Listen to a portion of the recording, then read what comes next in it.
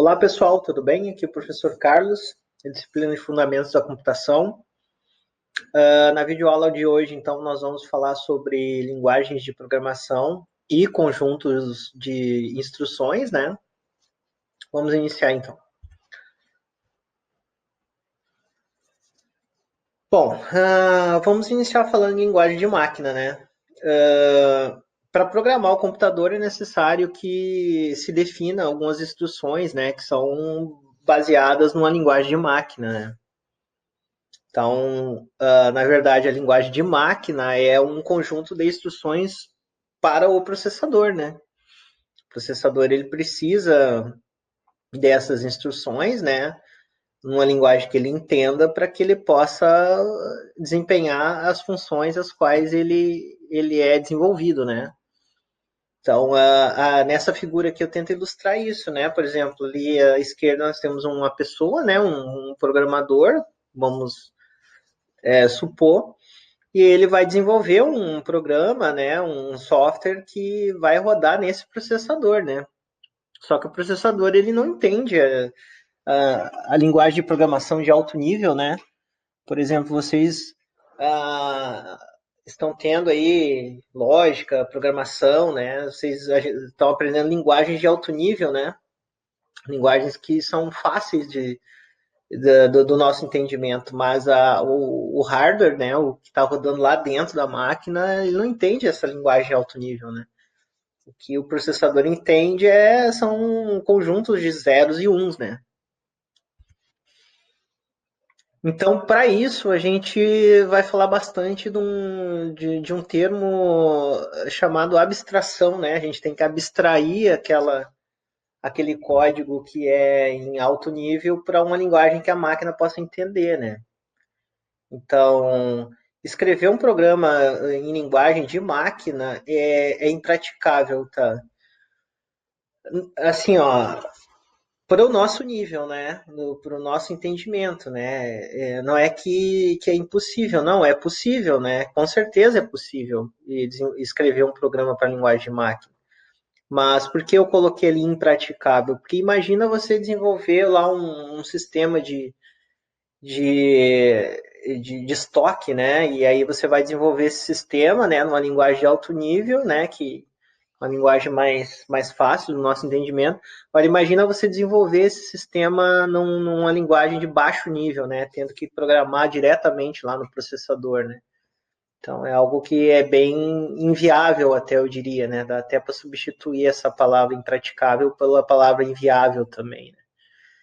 Então, o que nós vamos aprender na aula de hoje? Então, a gente vai ver esses conceitos, né, de hardware, né, de abstração, né, como que a gente consegue fazer com que um código-fonte que é escrito numa linguagem de alto nível, né, que vocês vão aprender algumas linguagens de alto nível no decorrer do curso, né, e como que esses códigos nessas linguagens são traduzidos para o hardware, né, como que ele consegue entender isso aí. Então, a gente vai falar um pouco sobre isso hoje. Tá? Então aqui tem a figura, né? A pessoa pensando como se comunicar com o computador por zeros e uns, né? Então imagina se alguns alunos acham complicado às vezes aprender uma linguagem de programação como C, né? Como Java. Então imagina você tendo que aprender um assembly, que é uma das linguagens ali de mais baixo nível aí que a gente vai falar na aula de hoje, né? Isso que é uma linguagem que trabalha com mnemônicos, eu vou explicar aí na sequência o que é isso. Agora imagina você ter que programar diretamente no hardware, né? Ou seja, diretamente em códigos binários, né? Então, nas aulas anteriores ali a gente viu como fazer a conversão, né? De sistemas de numeração diferentes, né? Para o binário. Então, imagina você ter que implementar alguma coisa diretamente em zeros e uns, né? Fica bem complicado. Então, os programas, eles têm que ser escritos numa linguagem de programação, né? Para que o computador possa entender aquilo ali. Só que tem vários tipos de linguagem de programação, né? Eu já falei, já citei ali anteriormente. A gente tem linguagem de mais alto nível, linguagem de mais baixo nível, né? Então, essa linguagem de programação, ela tem que ser traduzida para uma linguagem que o computador entende, né? Então, por exemplo, aqui em cima a gente tem zeros e uns, né? Que é o que o computador entende. E aqui embaixo tem um exemplo aqui à esquerda de um trecho de código, né? Aqui a criação de uma variável, a atribuição de um valor a essa variável, né? E um acumulador embaixo aqui, né? Eu digo que a variável recebe o valor dela, que foi declarado, que foi atribuído anteriormente, incrementa em um, né? Isso aqui tá em alto nível, né? Mas isso aqui tem que ser traduzido de alguma maneira para zeros e uns, que é o que o computador realmente vai processar. Então, a linguagem de programação é um método padronizado para comunicar instruções para o computador, né? Tá? Então, isso é uma linguagem de programação. A linguagem de programação é um conjunto de regras, né, sintáticas e semânticas usadas para definir um programa de computador. Níveis de abstração de linguagens, né? Então, como eu tinha falado para vocês, a gente tem vários tipos de linguagem de programação, né? Então, essas linguagens elas variam de acordo com esse nível de abstração, né? Conhecimento da máquina onde o programa vai ser executado, o conhecimento da máquina é, sobre a forma com a qual esse equipamento ele é desenvolvido, implementado, né? Então, a linguagem de programação ela tem que permitir essa comunicação, essa interação com os diversos tipos de hardware que o equipamento possui, né? As linguagens podem ser classificadas basicamente em 4 níveis, né? Então a gente tem a linguagem de máquina, né, que é uma linguagem de mais baixo nível, né, diretamente ali com hardware, né. A gente tem uma linguagem de montagem que é o assembly, né, que é uma linguagem intermediária entre a linguagem de máquina e a linguagem de mais alto nível, né. Abaixo da linguagem de montagem, a gente tem a linguagem de alto nível, que eu já citei algumas aí, né? A gente tem o Pascal, o C, vocês vão trabalhar bastante aí no curso. O C++, o C++, que é o C orientado a objetos, o Java e várias outras linguagens, né? Citei só algumas aí. E as linguagens de quarta geração, né? Que são linguagens aí que são bastante utilizadas aí atualmente, né? Algumas delas para que envolve implementação de inteligência artificial, né? Então, coloquei algumas delas ali, né? Linguagem mais voltada para banco de dados, que é o PL/SQL, o MATLAB, que é para cálculos numéricos, né? Bastante utilizado em IA também, e Python, né? Então, Python é uma linguagem bem popular aí, né? Das linguagens mais atuais. Bom, então como eu tinha falado para vocês, né, do assembly, né, o assembly ele é dependente da máquina, né, mas ele utiliza algumas palavras reservadas para codificar as instruções, né, essas palavras a gente chama de mnemônicos, né, então aqui eu coloquei um exemplo de alguns mnemônicos que o assembly utiliza, né, então as linguagens de programação de mais alto nível, geralmente elas geram, assim, elas se utilizam da linguagem assembly, né, como intermediária ali para se comunicar com hardware, né? E o assembly é uma linguagem um pouquinho de mais baixo nível, né, em relação a um C, por exemplo, ou Java, etc. Mas ainda assim vocês percebem que ele não é uma linguagem, você não trabalha diretamente a nível de zeros e uns, né? Você trabalha com um conjunto de instruções, né, que a gente chama de mnemônicos, e aqui eu tenho exemplos de mnemônicos, onde eu estou passando o cursor aqui, que assim, ó, é uma linguagem de mais baixo nível, mas ainda assim não trabalha diretamente com zeros e uns ali. Outros níveis são independentes de máquina e facilita a leitura, escrita de programas por ser humano, etc. Né? Então, a complexidade atual dos programas exige que se utilize dessas linguagens, né, que funcionam independentemente de máquina, né? Então, por exemplo, você pega lá um Java, ou um C, ou um Python, né? não importa a arquitetura do equipamento, né? Elas vão funcionar independentemente disso, porque tem outros programas ali que fazem a comunicação entre essas linguagens e o hardware, né?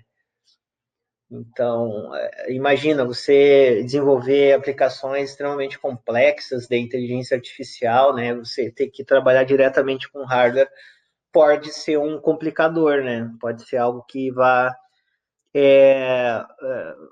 trazer alguns desafios a mais aí para o programador, né? Então, a gente então tem que ter essa noção de que tudo aquilo que é desenvolvido, né, numa linguagem de programação, aquilo ali vai ser traduzido para a linguagem de máquina, né? Então, nesse contexto, a gente tem dois tipos aí que eu vou apresentar para vocês de linguagens, tá, de programação, né, de funcionamento. Então, a gente tem linguagens de programação que são compiladas, né?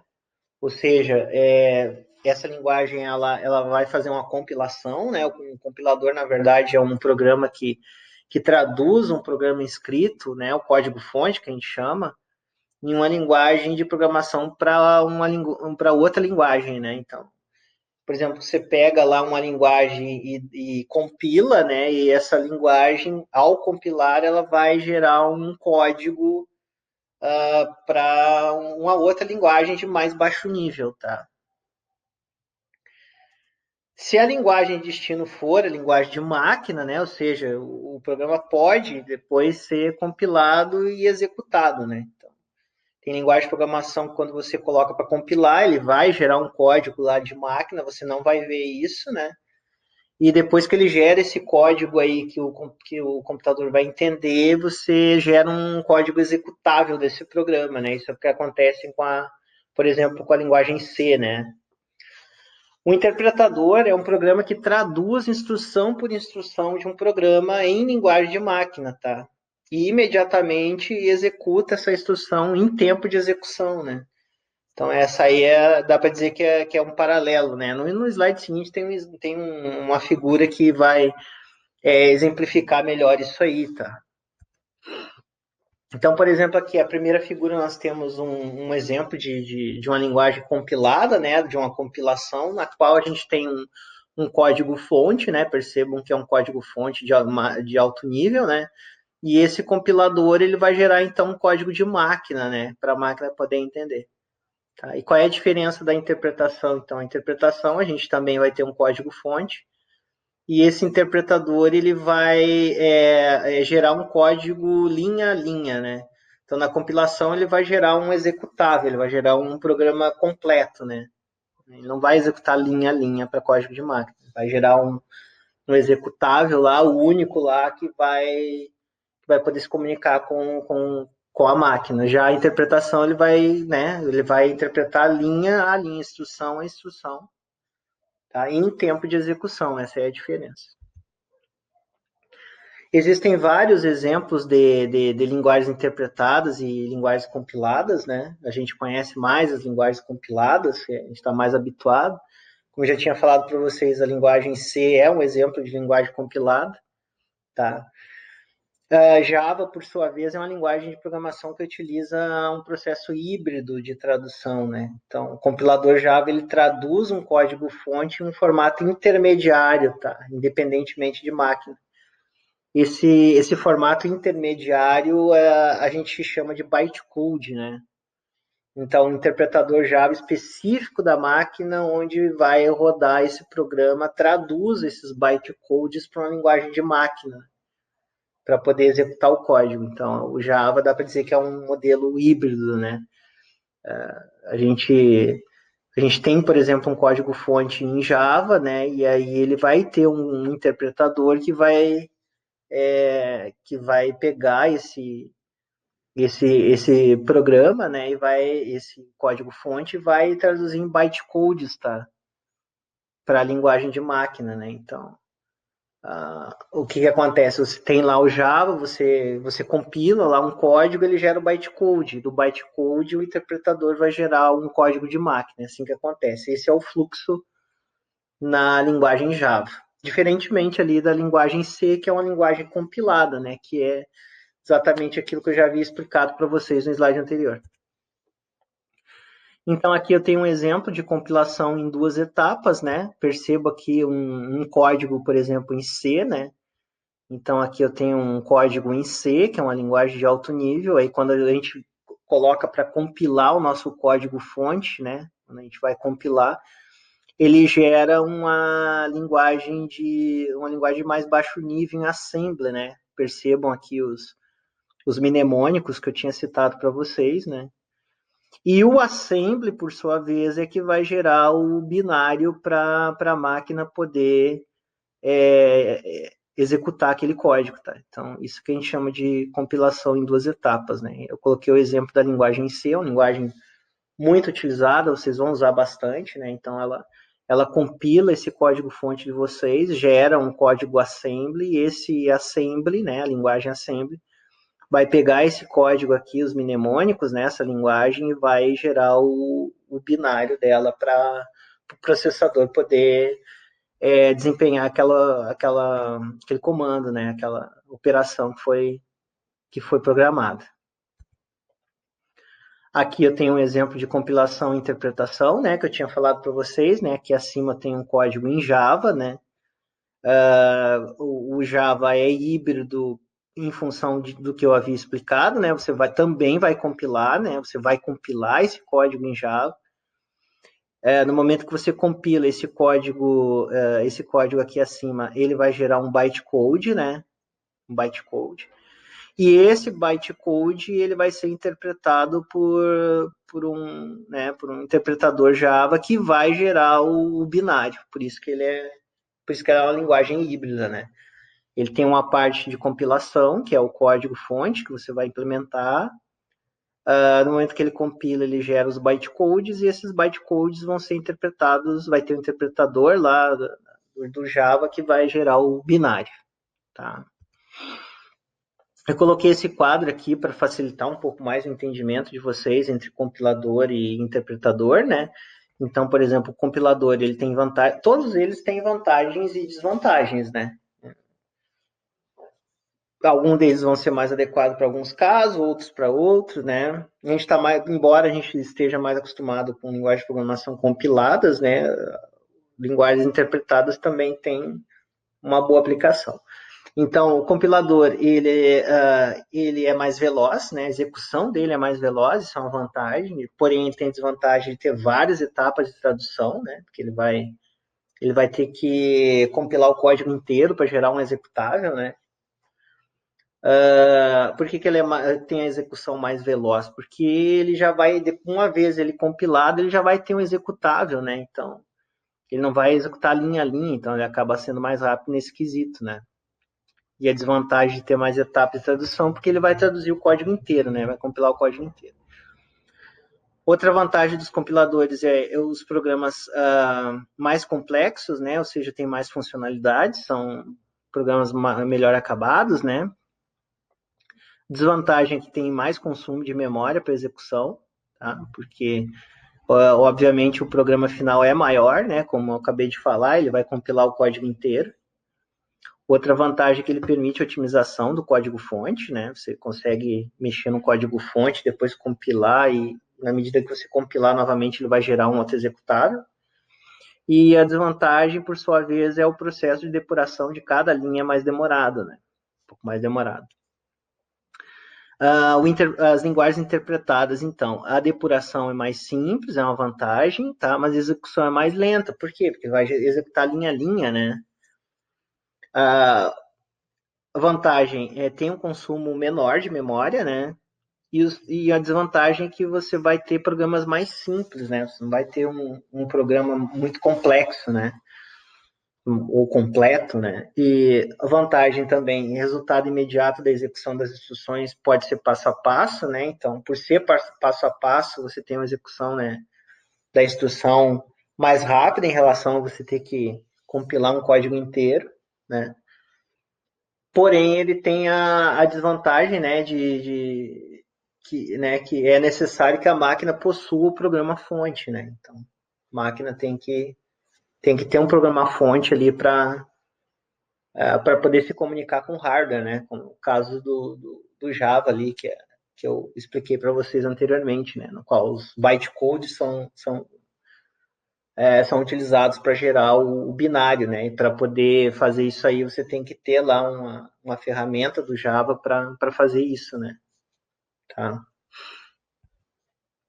A compilação em software e interpretação em hardware, né? Então, essa aí é a conclusão que a gente pode fazer até o presente momento, né?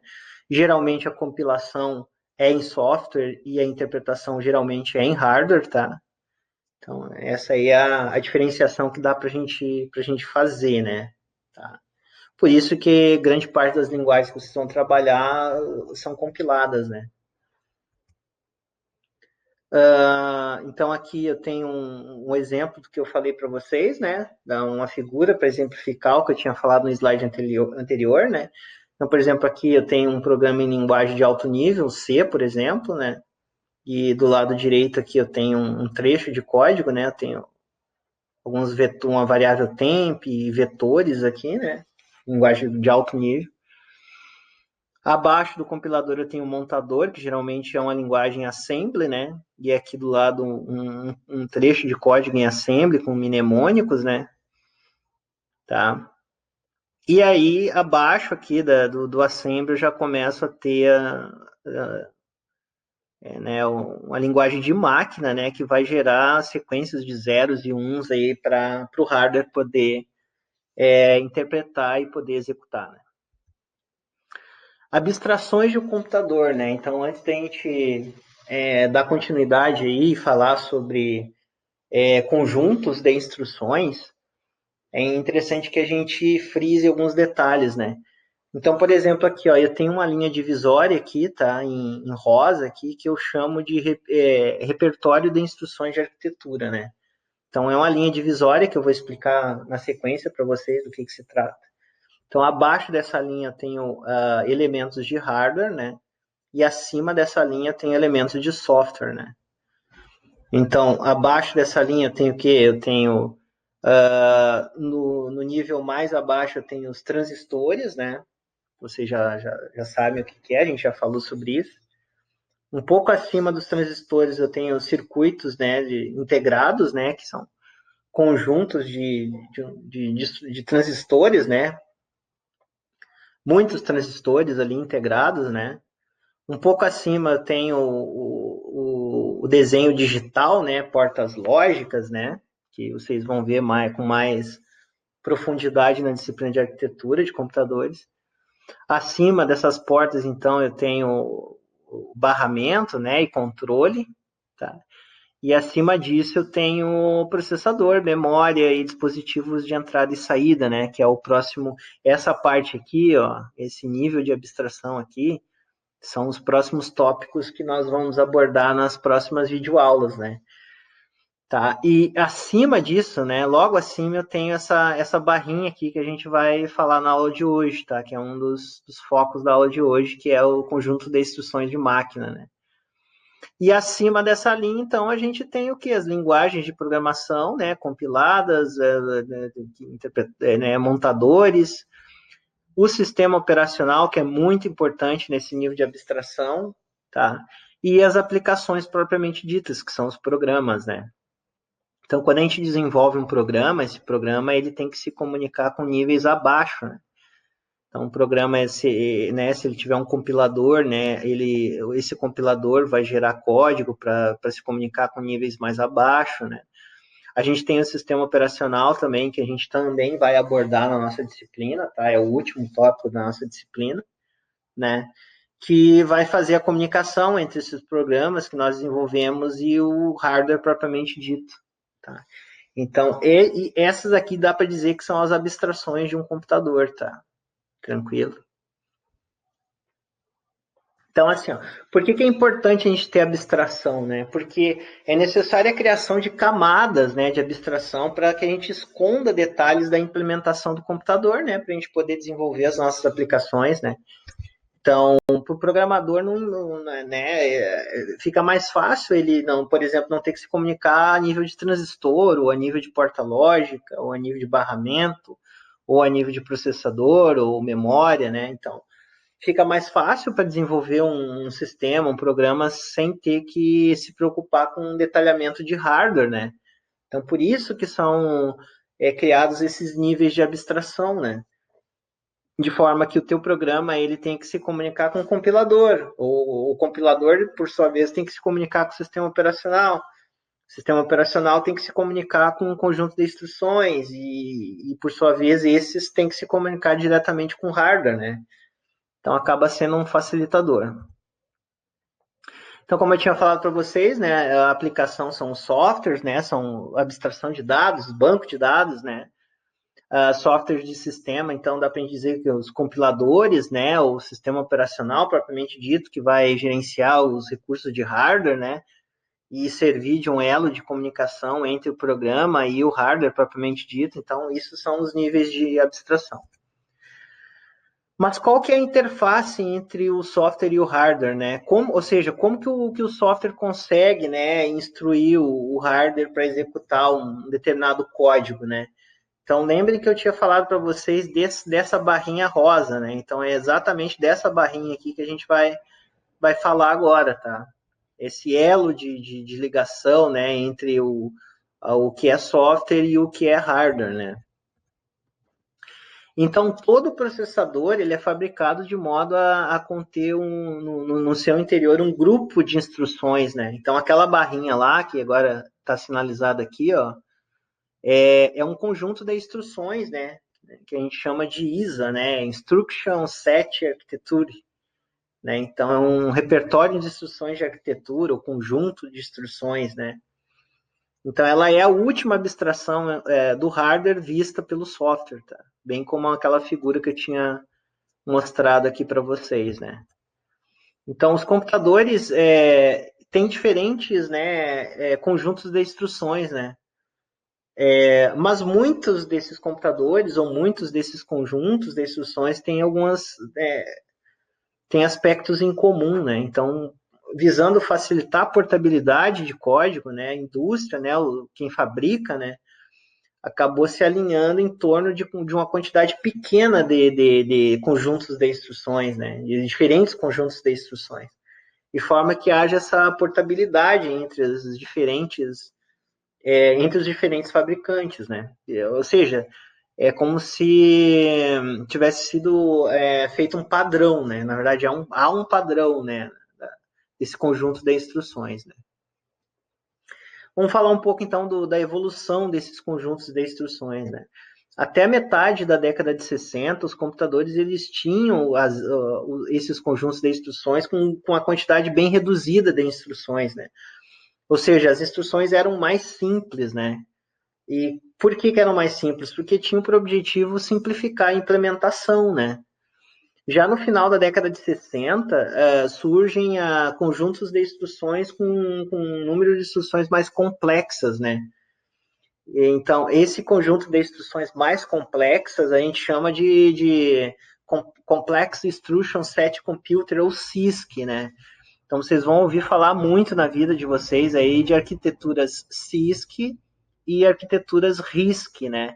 Então, o que são essas arquiteturas? São justamente esses conjuntos de instruções, tá? Isso aí vocês vão trabalhar mais em arquitetura de computadores. A gente está fazendo uma breve introdução ao assunto hoje, tá?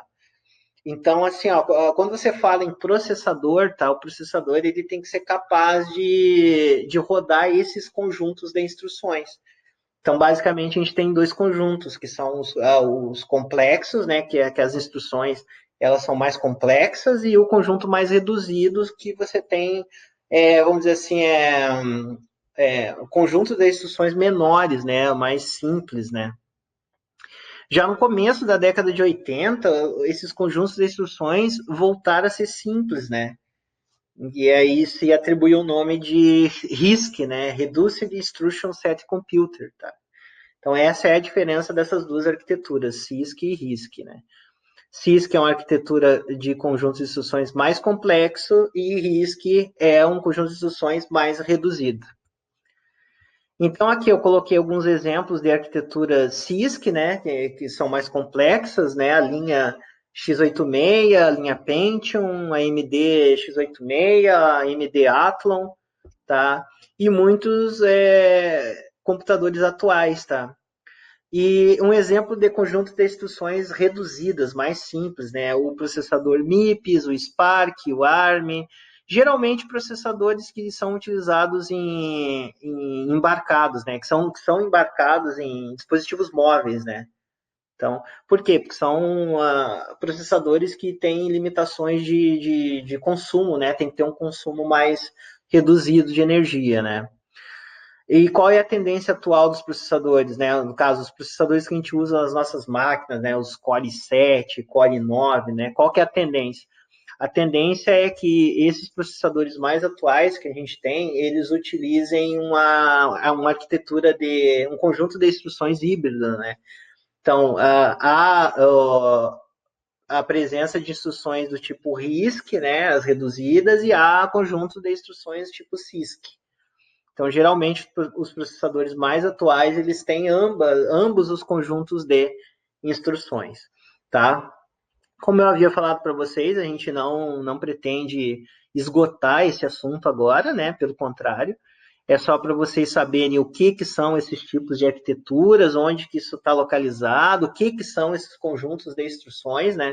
Os conjuntos de instruções são as instruções que vão nos permitir nos comunicarmos com os processadores, né? E isso aí vai ser mais aprofundado nas disciplinas mais voltadas para a arquitetura de computadores, tá? Então, só para a gente fazer um resumo, a gente tem então aqui esses níveis de abstração, né? Esse aqui em rosinha, onde eu estou passando o cursor, então, é onde fica o conjunto de instruções, que pode ser RISC ou CISC, ou um híbrido de ambos, né? RISC é um conjunto reduzido de instruções do processador, e CISC é um conjunto mais complexo, ou seja, as instruções que vão se comunicar com o processador são mais complexas, né? Acredito que era isso para a aula de hoje, né? Então, na aula de hoje, a gente fez uma breve introdução às linguagens de programação e aos tipos de linguagem de programação compiladas, interpretadas. Falamos também sobre diferentes tipos de linguagem de programação, né? Linguagem de mais alto nível, linguagem de mais baixo nível. Falamos também sobre níveis de abstração e conjunto de instruções, tá? Na próxima aula, então, a gente vai entrar num outro tópico da disciplina, que é o tópico de hardware. A gente vai começar falando sobre a unidade central de processamento. Depois, na próxima videoaula, a gente vai, seguinte, a unidade central de processamento, a gente vai falar sobre memórias. Depois a gente vai falar sobre dispositivos de entrada e saída. E, por fim, a gente vai falar sobre software e sistemas operacionais. Um abraço a todos e até a próxima videoaula.